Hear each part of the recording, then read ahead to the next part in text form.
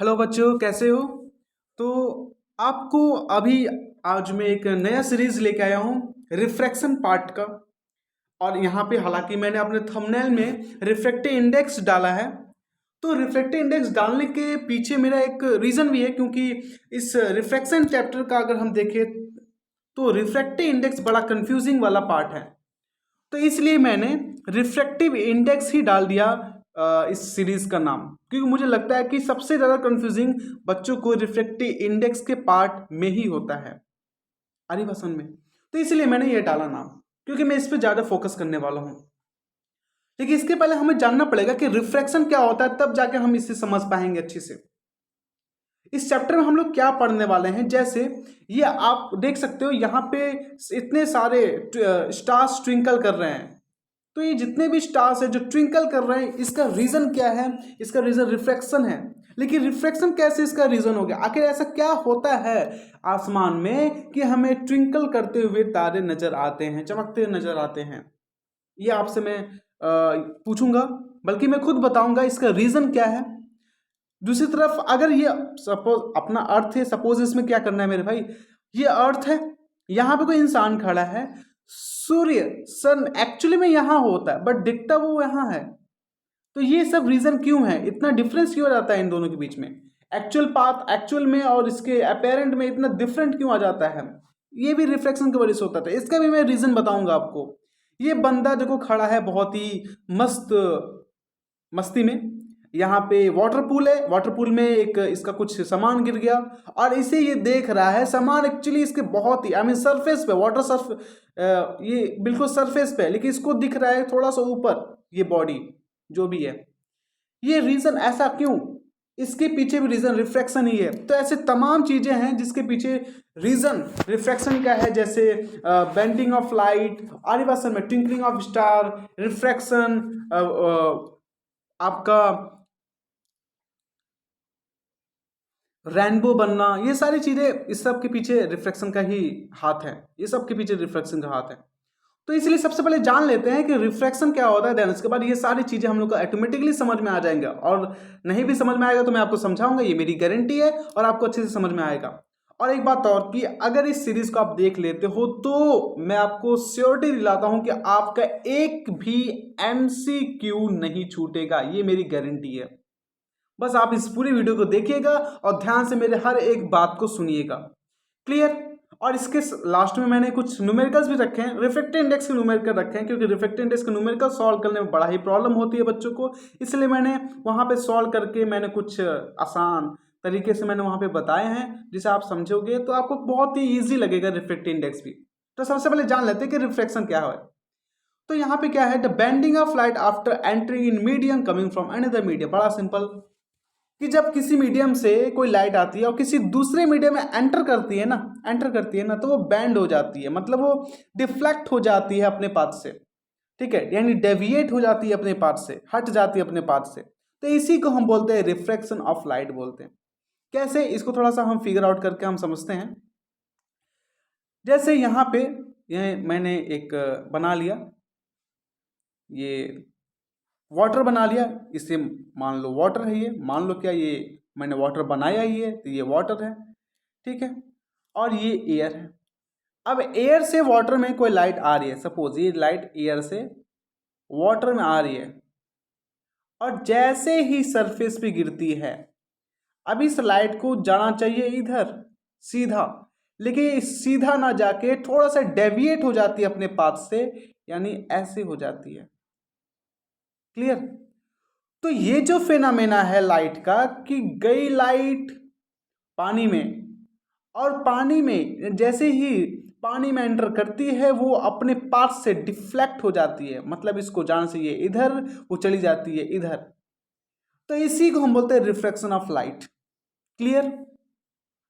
इससे रिलेटेड कुछ कंपोनेंट है, जैसे ये लाइट जिसे हम बोलते हैं इंसिडेंट रे, आप लोग सब जानते हो।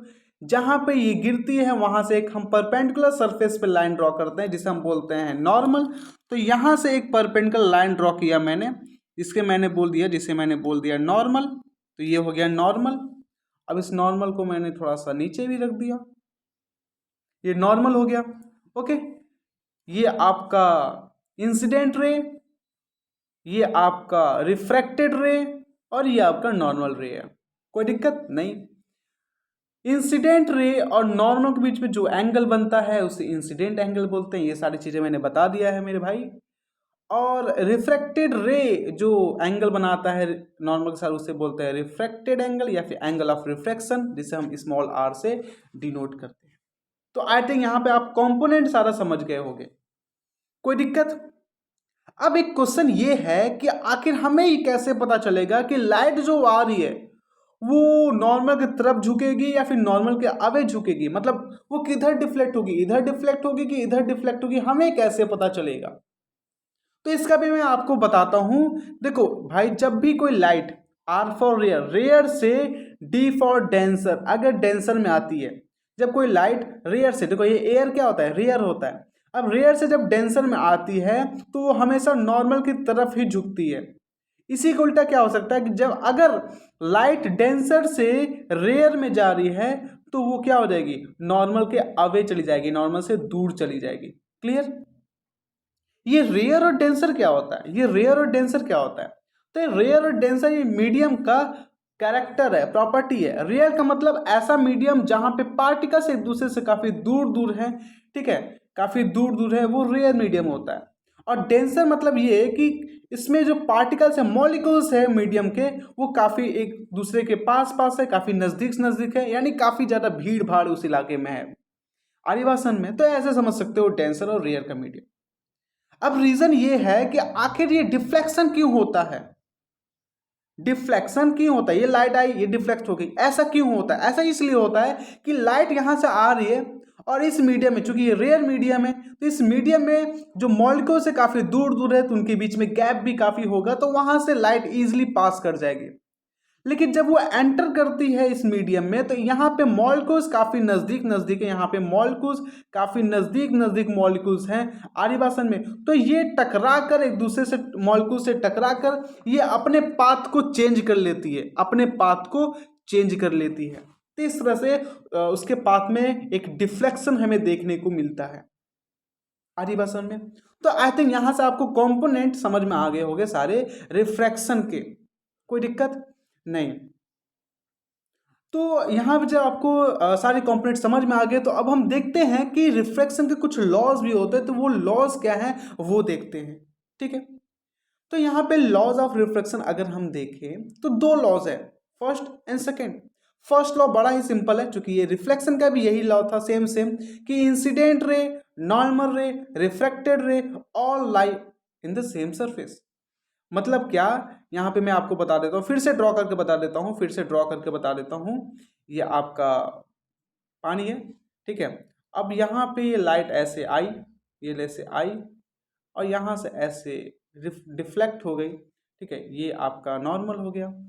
तो ये आपका इंसिडेंट रे, रिफ्लेक्टेड रे और नॉर्मल सब के सब सेम प्लेन पर ही लाई कर रहे हैं। तो ये आपका पहला लॉ है। कोई दिक्कत वाली बात मेरे भाई? नहीं।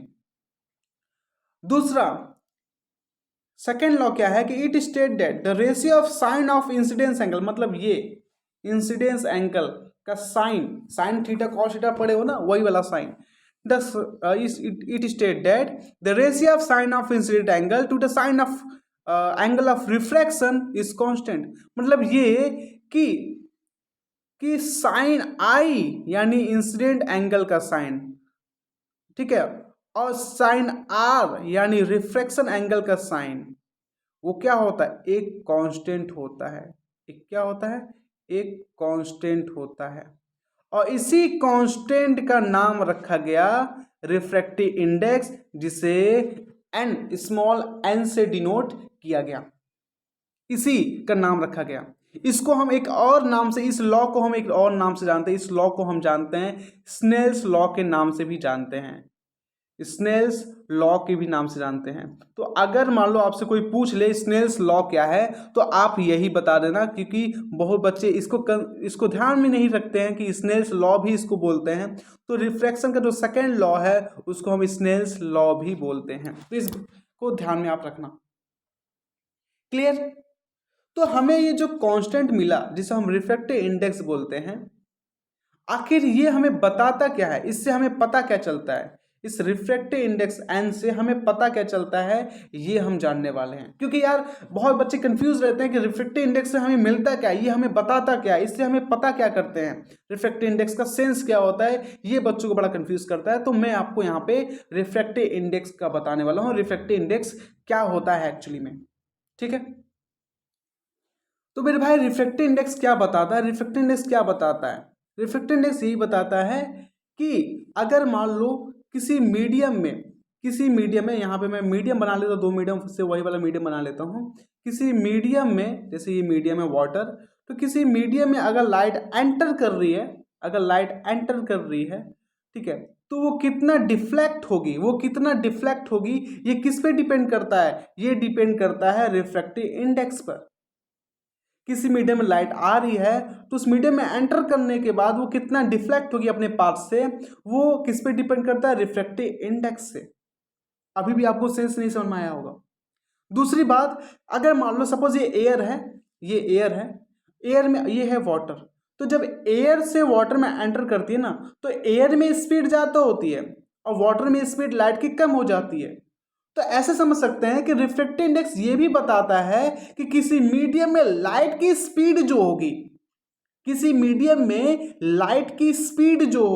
स्पीड ऑफ लाइट किसी मीडियम में स्पीड ऑफ लाइट जो होगी, जिसे हम v से रिप्रेजेंट कर सकते हैं, वो कितना टाइम्स कम होगी एयर की तुलना में। यानी एयर में जो स्पीड है लाइट की, उसके तुलना में किसी मीडियम में लाइट की स्पीड कितना कम होगी, ये कौन बताता है, रिफ्रैक्टिव इंडेक्स बताता है। क्लियर, यानी रिफ्रैक्टिव इंडेक्स क्या बताता है, यानी एन क्या बताता है, यहां पे लिख लो, एन क्या बताता है कि अगर ये बताता है, सपोज ये एयर में आपकी लाइट की स्पीड c है और इस वाटर में लाइट की स्पीड v है, तो रेशियो क्या है, मतलब इसका अगर हम रेशियो देखें, यानी स्पीड, एयर में लाइट की स्पीड और वाटर में लाइट की स्पीड, यानी वाटर में लाइट की स्पीड कितना कम हो गई, ये हमें कैसे पता चलेगा, ये रिफ्रैक्टिव इंडेक्स यानी एन से पता चलेगा। किससे पता चलेगा, एन से पता चलेगा।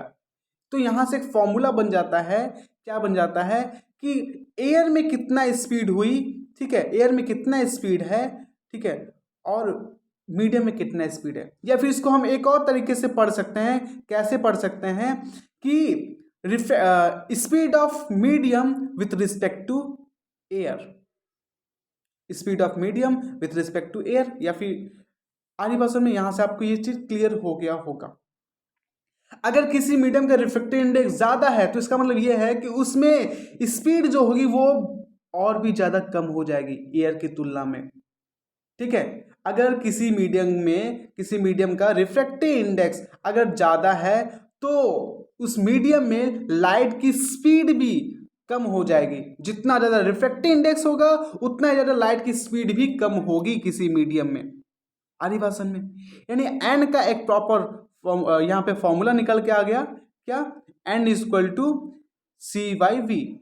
अच्छा, जब लाइट के स्पीड को, किसी मीडियम में लाइट के स्पीड को, ठीक है, जैसे वाटर है तो वाटर में लाइट की स्पीड को अगर एयर में लाइट की स्पीड से, जैसे यहाँ एयर में लाइट की स्पीड से जब कंपेयर किया जाता है, यानी एयर में लाइट की स्पीड को किसी मीडियम में लाइट की स्पीड से कंपेयर किया जाता है, तो जो रिफ्रैक्टिव इंडेक्स निकल के आता है उसको हम बोलते हैं एब्सोल्यूट रिफ्रैक्टिव इंडेक्स।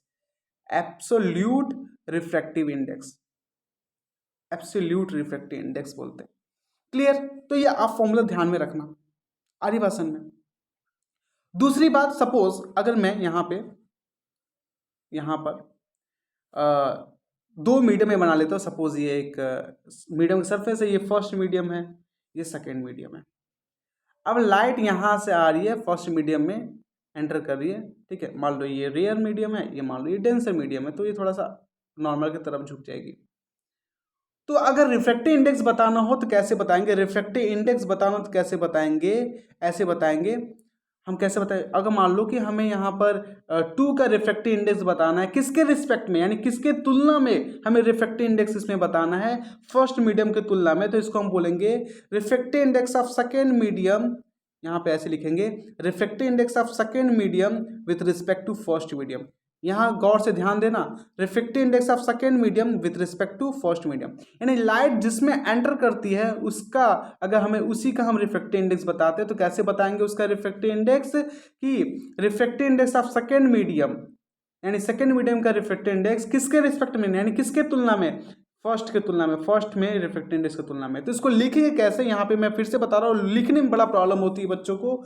तो refractive index of second medium with respect to first medium, ठीक है, यानी ऐसे लिख सकते हैं यहाँ पर, refractive index of second medium with respect to first medium. तो ये आपका एक और फॉर्मूला बन गया कि अगर दो मीडियम का रिफ्रैक्टिव इंडेक्स दिया गया है, ठीक है, दो मीडियम का रिफ्रैक्टिव इंडेक्स दिया गया है, तो relative refractive index second medium का रिफ्रैक्टिव इंडेक्स फर्स्ट मीडियम की तुलना में, सेकंड का रिफ्रैक्टिव इंडेक्स फर्स्ट मीडियम की तुलना में कितना होगा ये पता चल जाएगा। जैसे मैं आपको यहाँ पे एग्जांपल तौर पे बता देता हूँ, जैसे सपोज कि इस मीडियम का रिफ्रैक्टिव इंडेक्स मान लो 3 है, आ रही बात समझ में, और इस मीडियम सेकंड मीडियम का मान लो रिफ्रैक्टिव इंडेक्स जो है, मान लो इसका एब्सोल्यूट रिफ्रैक्टिव इंडेक्स यानी एयर की तुलना में इसके रिफ्रैक्टिव इंडेक्स 1.5 है, मान लो 1.5 है, ऐसा आ रही बात समझ में। यहाँ पे देखो फिर से मैं बता दे रहा हूँ, फर्स्ट मीडियम के एयर की तुलना में रिफ्रैक्टिव इंडेक्स अगर हम देखें तो 3 है, मान लो सपोज मैंने एक माना, और सेकेंड मीडियम का एयर की तुलना में यानी एब्सोल्यूट रिफ्रैक्टिव इंडेक्स 1.5 है, तो एक दूसरे की तुलना में इसका रिफ्रैक्टिव इंडेक्स क्या है, कैसा पता चलेगा, यानी सेकेंड मीडियम का रिफ्रैक्टिव इंडेक्स फर्स्ट मीडियम की तुलना में कितना होगा ये कैसे पता चलेगा, तो इस फॉर्मूले से। कैसे, यहाँ पे सेकेंड मीडियम का रिफ्रैक्टिव इंडेक्स क्या है 1.5, फर्स्ट मीडियम का रिफ्रैक्टिव इंडेक्स क्या है 3, आरी भाषण में, तो यहाँ से क्या निकल गया, यहाँ से निकल गया 0.5 निकल गया आरी भाषण में, यानी सेकेंड मीडियम का refractive index with respect to first medium, यानी सेकेंड मीडियम का रिफ्रैक्टिव इंडेक्स फर्स्ट मीडियम की तुलना में अगर देखें तो 0.5 है, यानी इसका मतलब इसका सेंस क्या निकल के आता है, इसका सेंस ये निकल के आता है कि जब भी लाइट फर्स्ट मीडियम से आएगी और सेकेंड मीडियम में एंटर करेगी तो उसकी स्पीड कम हो जाएगी, कितना कम हो जाएगी, 0.5 टाइम्स कम हो जाएगी। लाइट अगर फर्स्ट मीडियम से सेकंड मीडियम में आ रही है तो यहाँ पे सेकंड मीडियम का ही रिफ्रैक्टिव इंडेक्स निकाला है, इसका मतलब 0.5 का मतलब ये है कि जो लाइट की स्पीड है फर्स्ट मीडियम की तुलना में इसकी स्पीड सेकंड मीडियम में 0.5 कम हो जाएगी, 0.5 टाइम्स हो जाएगी, ठीक है, 0.5 टाइम्स हो जाएगी। क्लियर, तो ये आपको रिफ्रैक्टिव इंडेक्स का सेंस ये होता है कि लाइट की स्पीड कितना टाइम्स रह जाएगी अगर किसी दूसरे मीडियम की तुलना में अगर हम निकालते हैं तो। आरी भाषण में दूसरा देखो, रिफ्रैक्टिव इंडेक्स जो है इस पे भी डिपेंड करता है, लाइट की स्पीड पे भी डिपेंड करता है। जैसे अब मैं यहाँ पे आपको डेरिवेशन करके बताता हूँ, जैसे यहाँ पे हल्का सा बताता हूँ, जैसे मैं यहाँ पे लिखा कि refractive index of second medium with respect to first medium, तो इसको मैं कैसे लिख सकता हूँ, तो अगर दोनों का अलग अलग हम रिफ्रैक्टिव इंडेक्स हम निकालते हैं किसके, एयर के तुलना में, तो यहाँ पे क्या हो जाएगा C/V हो जाएगा, यहाँ पे C, यहाँ पे मैं फिर से लिख देता हूँ, यहाँ पे C/V1 लिख देता हूँ, ठीक है, यानी सेकेंड मीडियम में मान लो स्पीड V1 है, ठीक है, ओके, V2 है, सेकेंड मीडियम में स्पीड मान लो V2 है, और N1 यहाँ पे लिख देंगे C/V1, फर्स्ट मीडियम में मान लो स्पीड की लाइट की स्पीड V1 है। ये मैं जो लाइट की स्पीड की जो तुलना में कर रहा हूँ, यहाँ पे देखो ये लाइट की स्पीड, ये एब्सोल्यूट रिफ्रैक्टिव इंडेक्स लिख रहा हूँ, यानी N2 को मैं क्या लिख सकता हूँ C/V2। यहाँ पे देखो, यहाँ पर मैंने आपको यहाँ पे बताया हुआ है, देखो यहाँ पे मैंने बताया है कि N क्या होता है, C/V होता है, तो फर्स्ट मीडियम करे तो C/V1, सेकेंड मीडियम करे तो C/V2, तो वही मैंने यहाँ पे लिखा है, ठीक है, रिफ्रैक्टिव इंडेक्स। Clear, okay. तो अगर इसको हम सॉल्व करेंगे, देखो इसको हम सॉल्व करेंगे तो इसको हम कैसे सॉल्व कर सकते हैं, C से तो C कैंसिल हो जाएगा आधी भाषा में, और ये V1 ऊपर चला जाएगा, ये V1 कहाँ चला जाएगा, ये V1 ऊपर चला जाएगा, तो यहाँ से हमें क्या निकल के आएगा V1/V2 आधी भाषा में। यानी अगर हमें रिफ्रैक्टिव इंडेक्स निकालना है तो हम ऐसे भी निकाल सकते हैं, अगर हमें स्पीड ऑफ लाइट दो मीडियम में दिया हो तो हम रिफ्रैक्टिव इंडेक्स हम निकाल सकते हैं। यानी यहाँ पे अगर यहाँ पे लिखा है कि refractive index second medium with respect to first medium refractive index of second medium with respect to first medium, तो इसको कैसे लिख सकते हो, यानी speed of light in first medium, ठीक है, upon speed of light in second medium. तो इस तरह से हमें सेकंड मीडियम का रिफ्रैक्टिव इंडेक्स पता चल जाएगा। एग्जाम्पल तौर पे देख लेते हैं, सपोज ये दो मीडियम है, ठीक है, दो मीडियम है, ये फर्स्ट मीडियम, ये सेकेंड मीडियम, कोई दिक्कत नहीं भाई। ओके, मान लो कि इस मीडियम में फर्स्ट मीडियम में स्पीड की लाइट है 3 × 10⁸ मीटर पर सेकेंड। लाइट की स्पीड होती है, मैंने मान लिया कि कोई मीडियम है, मैंने एयर नहीं माना कोई मीडियम है। ओके, और सेकेंड मीडियम में लाइट की स्पीड मान लो कि 1.5 है, × 10⁸ मीटर पर सेकेंड, ठीक है। तो अगर मैं आपसे पूछूं कि मेरे भाई बताओ कि सेकेंड मीडियम का रिफ्रैक्टिव इंडेक्स कितना होगा फर्स्ट मीडियम के रिस्पेक्ट में, यानी फर्स्ट मीडियम की तुलना में सेकेंड का रिफ्रैक्टिव इंडेक्स कितना होगा, यानी ये कितने अपने स्पीड को कितना टाइम्स कम किया है, ये कैसे पता चलेगा। रिफ्रैक्टिव इंडेक्स का मतलब यही होता है ना, तो कैसे पता चलेगा, यानी यहाँ पर पहले लिख लेते हैं कि सेकेंड मीडियम का refractive index with respect to first medium, ठीक है।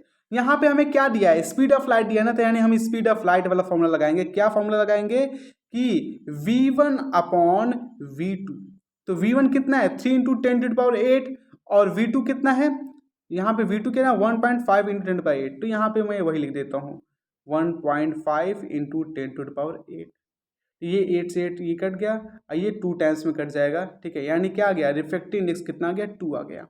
यानी refractive index of second medium with respect to first medium कितना हो जाएगा, 2 हो जाएगा। मतलब क्या कि रिफ्रैक्टिव इंडेक्स जो है यहाँ पर, रिफ्रैक्टिव इंडेक्स जो है वो फर्स्ट मीडियम की तुलना में, ठीक है, फर्स्ट मीडियम का कितना है, फर्स्ट मीडियम की तुलना में 2 टाइम्स रह गया है। यानी फर्स्ट मीडियम में जो लाइट की स्पीड है सेकेंड मीडियम की तुलना में, देखो ये रिफ्रैक्टिव इंडेक्स क्या बताता है, ये रिफ्रैक्टिव इंडेक्स किसका निकाला मैंने, सेकेंड मीडियम का। तो ये सेकेंड मीडियम का रिफ्रैक्टिव इंडेक्स 2 होने का मतलब ये है कि फर्स्ट मीडियम का जो लाइट है, स्पीड की लाइट सेकेंड मीडियम की स्पीड की लाइट से 2 गुना ज़्यादा होगी। आरी भाषण में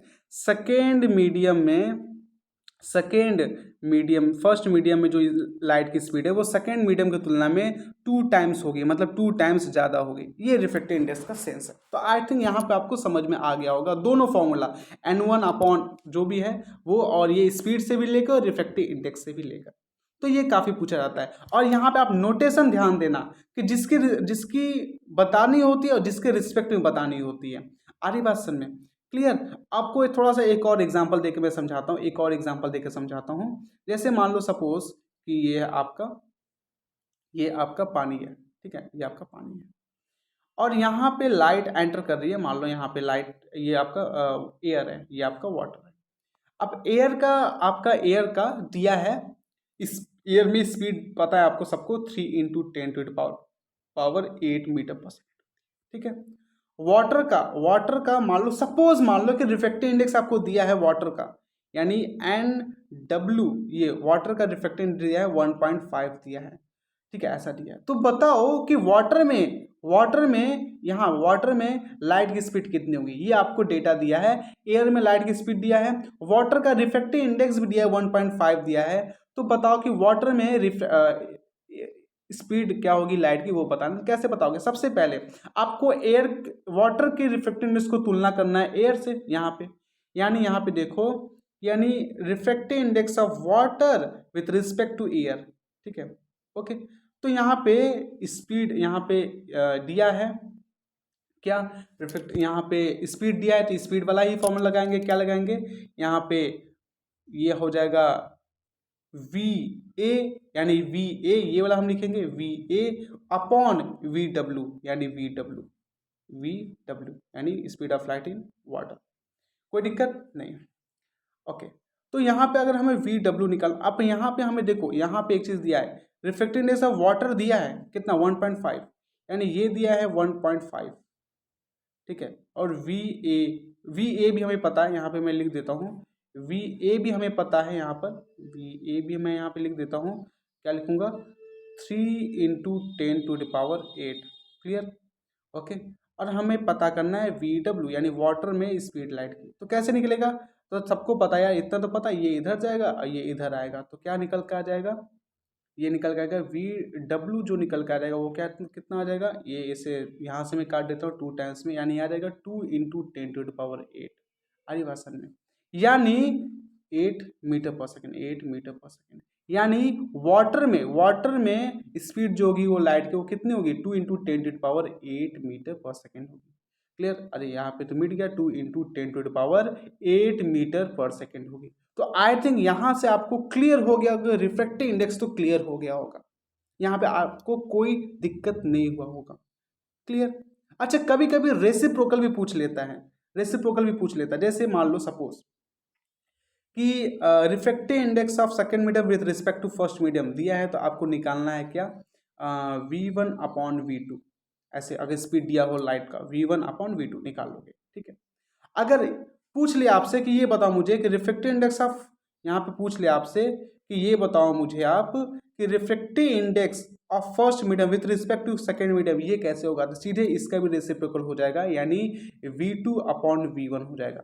ठीक है, कैसे इसका फॉर्मूला कैसे याद करते हैं देख लो, 2 वाला अगर हम स्पीड में अगर फॉर्मूला लिख रहे हैं तो 2 वाला टू का पहले स्पीड लिखेंगे और नीचे फर्स्ट का स्पीड रखेंगे, ऐसे 2 का पहले स्पीड रखेंगे ऊपर और नीचे फर्स्ट का रखेंगे। ठीक है, अगर आपको स्पीड के फॉर्म में फॉर्मूला नहीं लिखना है, रिफ्रैक्टिव इंडेक्स के फॉर्म में फॉर्मूला लिखना है, तो कैसे लिख सकते हो, सीधे यहाँ पे 2 है तो रिफ्रैक्टिव इंडेक्स ऑफ 2, यहाँ पे 1 है तो रिफ्रैक्टिव इंडेक्स ऑफ 1, ये फॉर्मूला बन गया। अगर रिफ्रैक्टिव इंडेक्स के फॉर्म में लिखना है फॉर्मूला, तो यहाँ पे वही, अगर रिफ्रैक्टिव इंडेक्स के फॉर्म में फॉर्मूला लिखना है तो यहाँ पे 1 है तो एंड 1, यानी refractive first medium with respect to second medium, ऐसा।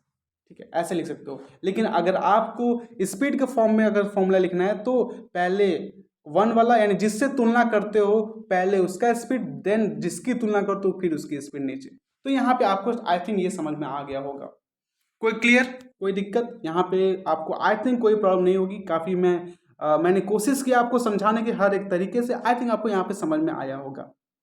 ओके, तो रिफ्रैक्टिव इंडेक्स का मतलब यहाँ पे फिर से मैं बता देता हूँ कि क्या होता है, कि रिफ्रैक्टिव इंडेक्स क्या बताता है, यही बताता है कि किसी मीडियम में जब लाइट एंटर करेगी तो वो कितना बेंड होगी, यानी कितना वो डिफ्लेक्ट होगी, कितना वो डेविएट होगी, या फिर क्या बताता है ये भी बोल सकते हो कि वो उसकी स्पीड जो होगी वो कितना कम या फिर